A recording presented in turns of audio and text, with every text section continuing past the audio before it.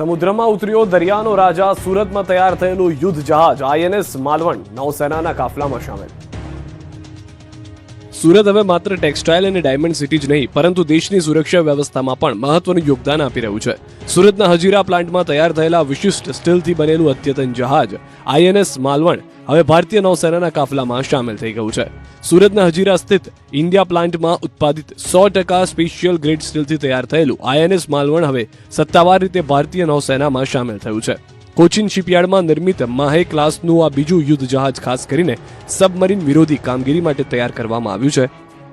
આધુનિક રડાર, અદ્યતન સેન્સર અને અત્યાધુનિક હથિયારોથી સજ્જ આ જહાજ દરિયામાં દુશ્મનની સબમરીનને શોધી નષ્ટ કરવાની ક્ષમતા ધરાવે છે. આ યુદ્ધ જહાજના 80%થી વધુ ભાગો સ્વદેશી હોવાથી તે આત્મનિર્ભર ભારત અભિયાનને પણ વધુ મજબૂત બનાવે છે.